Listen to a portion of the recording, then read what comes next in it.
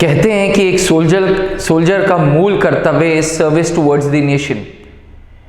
एक सोल्जर अपने देश के लिए जीता है, अपने देश के लिए काम करता है, अपने देश के लिए रिटायर होता है, अपने देश के लिए उसको शहादत भी मिलती है।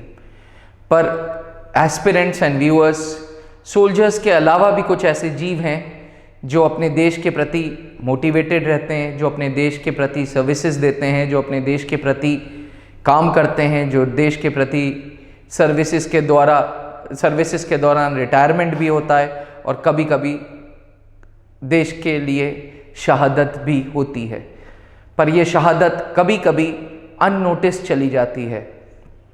आज यही कारण है कि मैं इस YouTube चैनल के द्वारा आप लोगों तक इंडियन आर्मी के डॉग स्क्वाड के बारे में इस वीडियो में मैं बताने जा रहा हूं और कोशिश करूंगा कि उन अननोटिस्ड सोल्जर्स को त्रिशूल डिफेंस एकेडमी के द्वारा, त्रिशूल डिफेंस एकेडमी के YouTube के चैनल के द्वारा उनकी इम्पोर्टेंस बता सकूं और उनको उनकी रिस्पेक्ट वापस दिला सकूं। इंडियन आर्मी का डॉग स्क्वाड, जिसने 26 जनवरी में हाल ही में गणतंत्र दिवस के उपलक्ष्य में भी परेड में पार्ट लिया था, इंडियन आर्मी का डॉग स्क्वाड जो अक्सर NSG कमांडोज के साथ देखे गए हैं, ये सुनने में शायद नया वर्ड हो, ये सुनने में शायद ऐसा लगे कि ये डॉग स्क्वाड या इंडियन आर्मी का डॉग स्क्वाड एक नया वर्ड है। बट एस्पिरेंट्स वॉर्स में, जंगों में, बैटलफील्ड में डॉग्स का यूज़ रोमन्स से चला आ रहा है, रोम के टाइम से चला आ रहा है। कहा यह जाता है कि जितना पुराना रिश्ता एक सैनिक का बैटलफील्ड से है, उतना ही पुराना रिश्ता डॉग्स का भी बैटलफील्ड से है। यानी कि जिस टाइम पे हमारे सोल्जर्स आपस में लड़ते होते थे, उस टाइम पे डॉग्स भी यूज़ होते थे वॉर्स में, वेपन्स वॉर्स में। हम सब ने सिख रेजिमेंट के बारे में तारीफ़ें सुनी हैं, हम सब ने गोरखा रेजिमेंट के बारे में सुना है, हम सब ने असम के रेजिमेंट्स के बारे में सुना है, हम सब ने बिहार के रेजिमेंट्स के बारे में सुना है। बट मैं आपको बता दूं, इंडियन डॉग्स का आर्मी में भी एक रेजिमेंट है जिसे बोलते हैं remount veterinary corps. Remount veterinary corps एक ऐसा रेजिमेंट है जो इंडियन डॉग स्क्वाड्स को डेडिकेटेड है, जिसमें लगभग 1000 डॉग सोल्जर्स हैं जो भारतीय सेना में सोल्जर्स के साथ हैंड इन हैंड या बॉर्डर पे जितना सोल्जर्स का योगदान है, शायद उनसे ज़्यादा ही योगदान इन डॉग्स का भी है।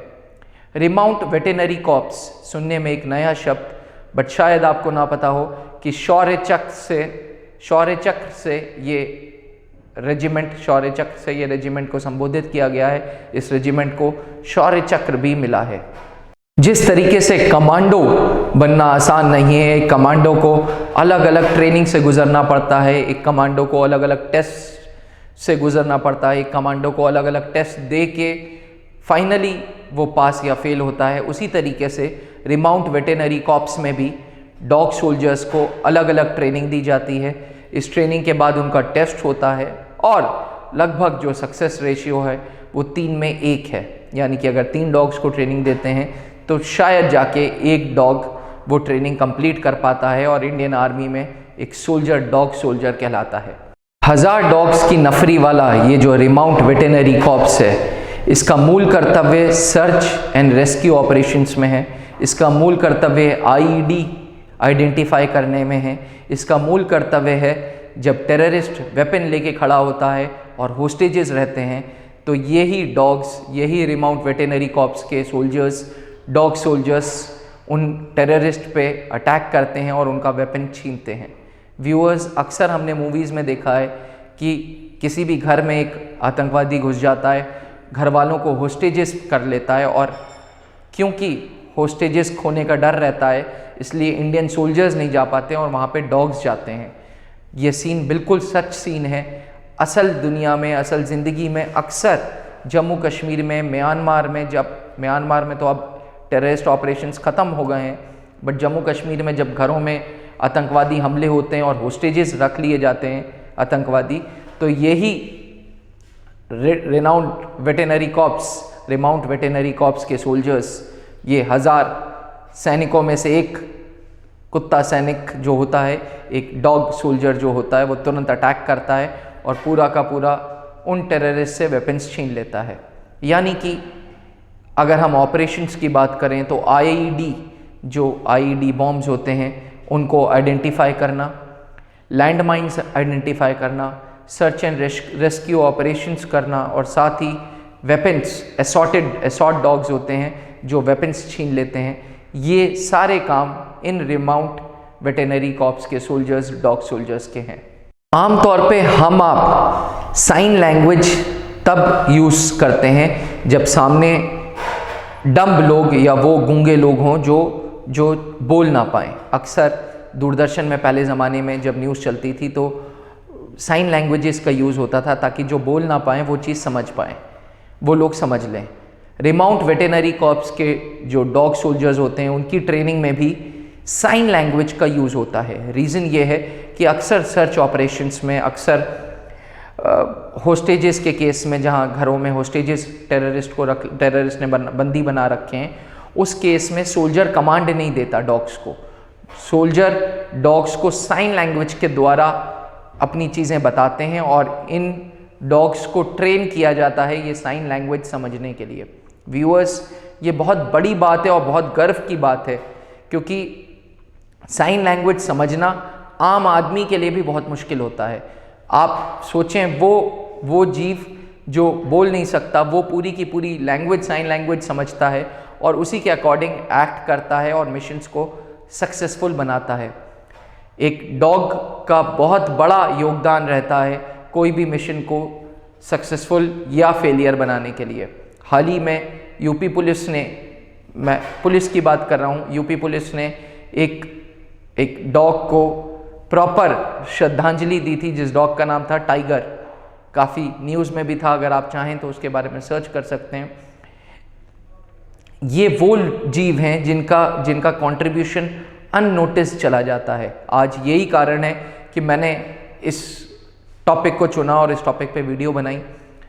हमारे ब्लॉग जो कि blog.trishulDefenseacademy.com है, इस पे भी हमने डॉग स्क्वाड पे एक पूरा का पूरा ब्लॉग डेडिकेट किया है और मैं चाहूँगा व्यूअर्स कि इस वीडियो को तुरंत देखने के बाद आप वो ब्लॉग ज़रूर पढ़ें ताकि आपको एक आइडिया मिले कि ये डॉग स्क्वाड जिसके बारे में मैं आपको बताने की कोशिश कर रहा हूँ, जिनका काम अक्सर अननोटिस चला जाता है, उनकी ट्रेनिंग कैसी होती है, उनको किस किस ऑपरेशन से गुजरना पड़ता है। एक हमने डेमो वीडियो भी उसमें डाली है कि डॉग्स कैसे कैसे ट्रेनिंग करते हैं, उनकी कैसे कैसे ट्रेनिंग होती है। आप इमेजिन नहीं कर सकते कितना मुश्किल होगा एक डॉग को अपनी बार्क कंट्रोल करना। जी हाँ, कुत्ते भौंकते हैं, भौंकने के द्वारा एक दूसरे से कम्युनिकेट करते हैं। ट्रेनिंग में, डॉग स्क्वाड की ट्रेनिंग में, आरवीसी की, रिमाउंट वेटेनरी कॉर्प्स की ट्रेनिंग में पहली चीज़ ये सिखाई जाती है कि डॉग्स को कैसे अपनी बार्क को कंट्रोल करना है, डॉग्स को कैसे कंट्रोल करना है कि उन्हें भौंकना नहीं है।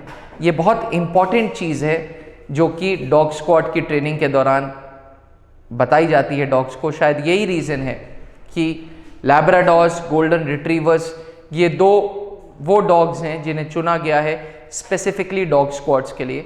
आमतौर पे कई जगहों पे रॉटवीलर को भी यूज़ किया जाता है, बट 3 जो ब्रीड्स हैं वो हैं लैब्राडोर, वो हैं जर्मन शेफर्ड जिसे एल्सेशियन भी बोलते हैं, और तीसरा रॉटवीलर जिनको आमतौर पे डॉग स्क्वाड्स में रखा गया है। स्पेशली जब सर्च एंड रेस्क्यू मिशंस होते हैं उस केस में जहां एक सुई की आवाज़ भी मिशन को सक्सेसफुल या फेलियर बना सकती है, उस दौरान यही डॉग्स अपनी बार्क्स को कंट्रोल करते हैं और 2-2, 3-3, 4-4 घंटे तक भौंकते नहीं हैं। व्यूअर्स, ये बहुत बड़ी बात है क्योंकि एक डॉग के लिए कितना मुश्किल होगा कंट्रोल करना, कितना मुश्किल होगा उसको अपनी आवाज़ें कंट्रोल करना। और पैरों तले कहते हैं ना कि बिल्कुल सुई की भी आवाज़ उस वक्त बहुत बड़ी आवाज़ लगती है, और यही डॉग्स हैं जो सर्च एंड रेस्क्यू मिशंस को 99% एग्जीक्यूट करते हैं और इन्हीं डॉग्स की वजह से रास्ता साफ होता है। अक्सर आईईडीज़ जहाँ पे बिछा दी जाती हैं वहाँ पे डॉग्स का यूज़ किया जाता है आईईडीज़ आइडेंटिफाई करने के लिए, और ये आईईडीज़ को निकालते हैं यही डॉग्स हैं।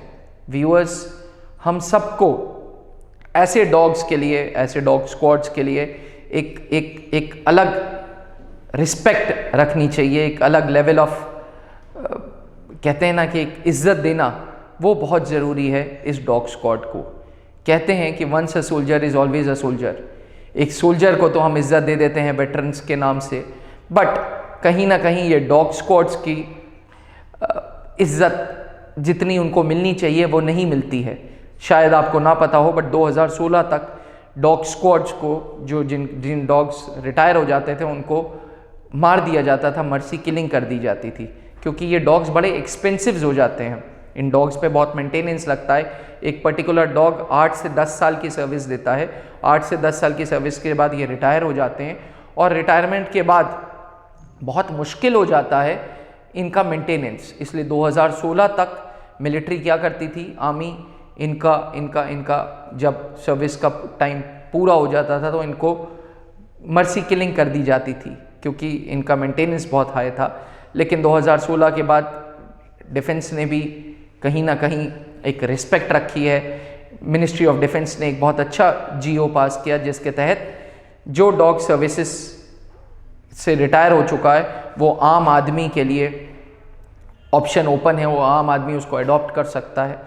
मेरी इस वीडियो के द्वारा आपसे यही अनुरोध होगा कि रिमाउंट वेटेनरी कॉर्प्स भारत में जिस भी कोनों पे ट्रेन हो, चाहे वो कोई जगह, कोई शहर, किसी भी जगह पे ट्रेन हो, अगर मौका मिलता है ऐसे डॉग्स को अडॉप्ट करने का, तो ये एक गर्व की बात है। ऐसे डॉग्स को अडॉप्ट ज़रूर करिएगा।